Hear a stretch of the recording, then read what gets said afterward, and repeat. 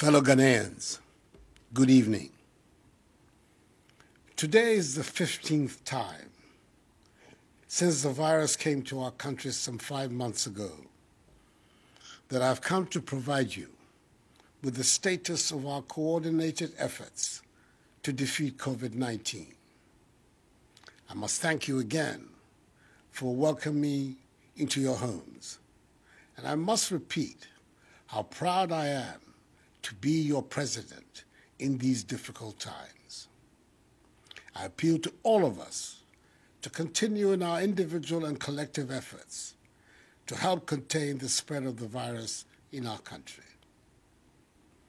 We've been through several phases of the fight against the pandemic. We've put in place restrictions to our everyday lives, indeed, some of which still remain, and we've gradually moved to restoring normalcy in some aspects of our lives. Over the last few weeks, the cap on the number of persons going to church and mosque has been lifted, albeit with strict social distancing. Our final year students in university, senior and junior high schools have returned to school to write their final examinations. And the Electoral Commission has just completed the successful compilation of a voters' register ahead of the conduct of the 2020 general elections in December. On behalf of the people of Ghana, I congratulate warmly the chairperson of the Electoral Commission, Mrs. Jean Mensah, her two deputies, Dr. Eric Asare Bosman and Mr. Samuel Tete, and the entire Commission for the efficient, safe, transparent nature of the registration exercise, where for the first time in our nation's history, Ghanaians were provided with daily updates of the numbers of eligible voters registered, together with specific age, gender, regional breakdowns, and breakdowns of identity documents. All eligible voters were given the unfettered opportunity to register, a process that was fully embraced by the mass of the citizenry. Of course, there were genuine and understandable concerns about conducting such a complex exercise involving millions of citizens at this time. But at the end of the day, Ghanaians did their civic duty by going out to register, having found that the process was overwhelmingly orderly, peaceful, and safe. However, there were those who expressed various degrees of hysteria and negativity towards the exercise, with some who saw heaven and earth to resist the compilation of the register at the peril of their lives, ending up registering. There were also those who offered delicate personal sacrifices in the event of the register, again, ending up registering. And there were those who claimed that in the midst of a pandemic, the registration exercise should not be conducted, with some warning of an explosion in our case count and very high numbers of deaths should the exercise go ahead. By the grace of God, the work of the Electoral Commission and the effective measures put in place by government, these prophecies of doom did not materialize. There were nonetheless deeply regrettable, isolated incidents of violence, which I condemn unreservedly, and which I expect the police to deal with without fear or favor. But the exercise was generally peaceful. The Ghanaian people have, by the conduct of this exercise, demonstrated our commitment once again to consolidating our status as a beacon of democracy on the continent and in the world. The professional Jeremiahs and naysayers who seek cynically to make a profitable industry out of spreading falsehoods, fear, and panic, stoking divisive ethnic sentiments, underestimate the resolve and the determination of Ghanaians to build a united, democratic, peaceful, prosperous, and happy Ghana. We will continue to work hard to prove them wrong. Fellow Ghanaians, when I delivered update number 14 some 3 weeks ago, I indicated that a closer look at the data points to the fact that we are steadily on the path towards limiting and containing the virus and ultimately defeating it. And I requested all of us to pay particular attention to the number of active cases. As of 24th July, the number of active cases, i.e. persons with the virus, stood at 3,307. As of Saturday, 15th August, 3 weeks later, the number of active cases stands at 1,847. This is a clear indication that government policies are working. Currently, there are no recorded COVID-19 cases in the Northeast, Savannah, Upper East, and Upper West regions. And I charge their residents to do everything possible to maintain that situation. Greater Accra, Ashanti, Central, Eastern, and Western continue to be the regions with the highest number of active cases. Thus far, a total of 40,567 persons have recovered from the virus. This means our recovery rate has improved from 89.5% to 95.1% in 3 weeks. Our death rate continues, mercifully, to be low at 0.5%. Happily, there are no backlogs of tests at any of our testing centers, meaning the situational reports are up to date. Indeed, test results that used to take weeks are now available within 48 hours. We have so far conducted 427,121 tests.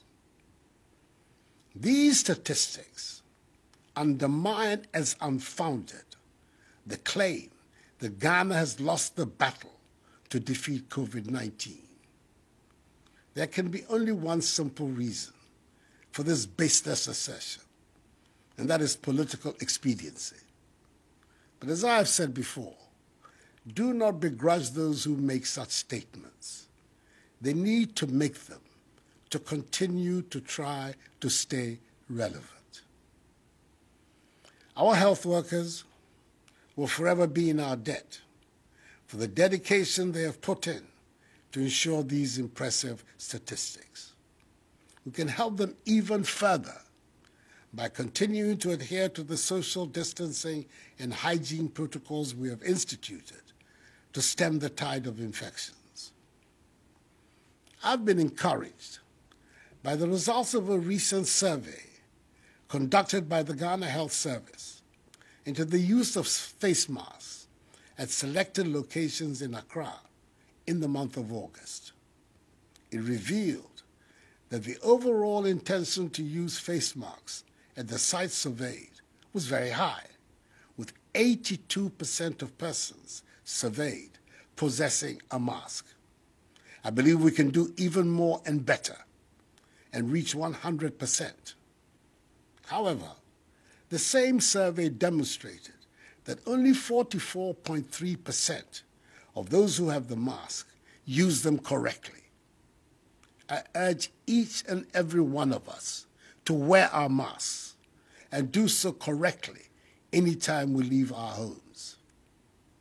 It is the new normal requirement of our daily existence until the virus disappears. Our phased approach towards returning our lives to normal through the strategic, controlled, progressive and safe easing of restrictions will thus continue. Most final year university students have already completed their examinations, and by 18 September, SHS3 and JHS3 students would have finished their respective final examinations of WASSCE and BECE.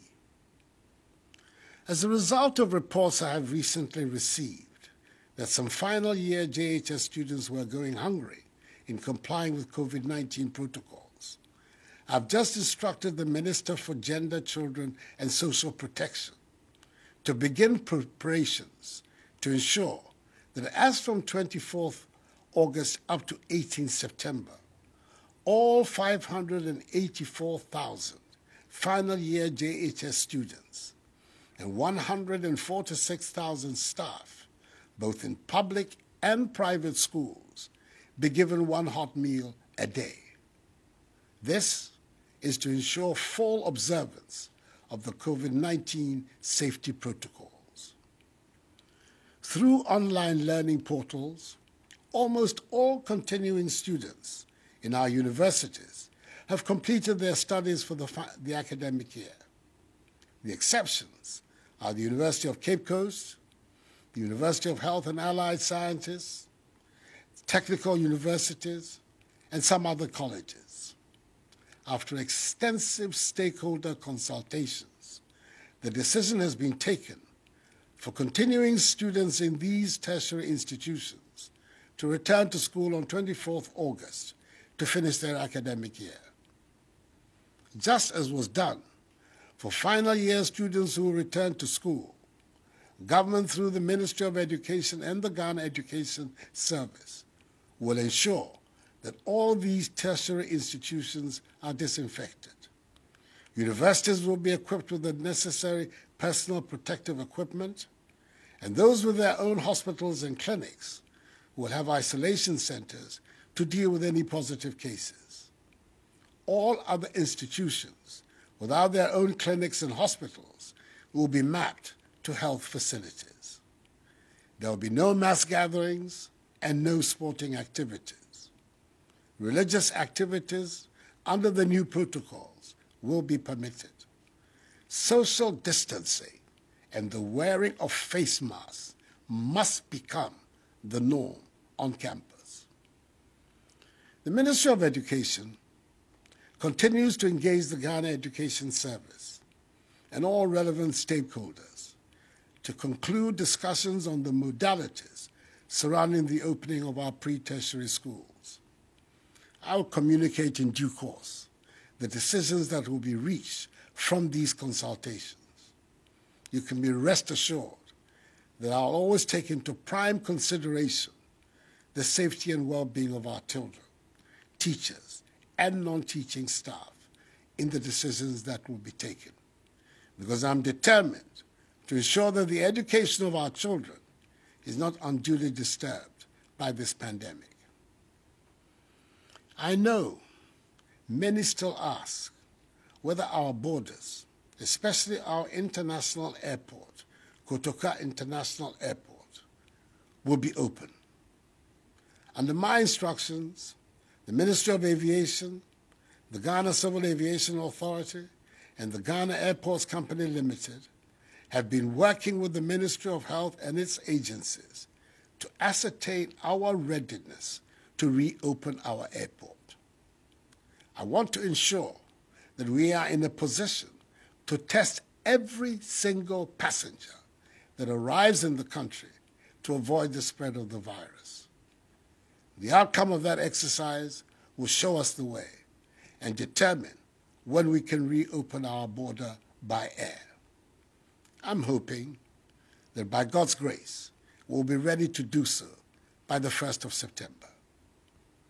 Until further notice, our borders by air, land, and sea remain closed to human traffic. For Ghana residents stranded abroad, special dispensation will continue to be given for their evacuation back to Ghana, where they will be subjected to the mandatory quarantine and safety protocols. Beaches, pubs, cinemas, and nightclubs are still to remain closed until further notice. The limit on the number of persons who can attend conferences, workshops, and award events has now been lifted, subject to the maintenance of social distancing amongst participants, fresh air ventilation of the premises, and a 2-hour limit for each session. I know that the pandemic has adversely affected many lives and livelihoods. It is for this reason the government has implemented several measures, such as free water and electricity, and funding to support small businesses, and tax relief, amongst others, to cushion the effect of the pandemic. We are not providing freebies. We're providing critical help to households, families, and businesses in the midst of this pandemic because we care. It is my conviction that in times of crises, it is the duty of a responsible and sensitive government to protect the population and provide relief. Fellow Ghanaians, let us remember at all times that the phased opening up of our country continues to put an obligation and responsibility on each one of us to remain vigilant and respect the enhanced hygiene, mask wearing, and social distancing protocols that have become part and parcel of our daily routine. They are proving to be effective, so let us employ them wholeheartedly. That is the way we can restore as quickly as possible the blessings of normalcy for which we all yearn. There is no room for complacency. We must be very much on our guard because some countries have experienced spikes after recording major achievements in containing the spread of the virus. We should not go down that road. Social distancing, enhanced hygiene, and wearing of masks are obligatory for each one of us. Enuanom, mesrɛ mo, nhyehyɛ a yɛayɛ ɛfa mask no ho, mundi so. Sɛ wofiri efie a, hyɛ mask no. Ɛno na ɛbɛbɔ yɛn ho ban, ama yɛtumi apam yareɛ yi ɛfiri yɛn man mu. Anyamime, menkpa nyefai, gbagye ano ni woto, ɛha mask ɛ, nye yi ano. No ni ba wawo, ni wonye, woswe helane, keja wama nemi. Game, ni nye ye homowo, mi hanye fe, afio, afi.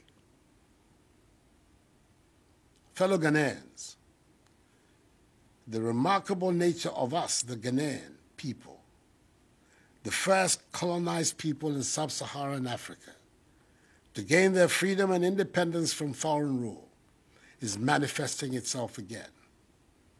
In the midst of the pandemic, we've been able to compile a voters' register, arguably the most credible voter register in our history.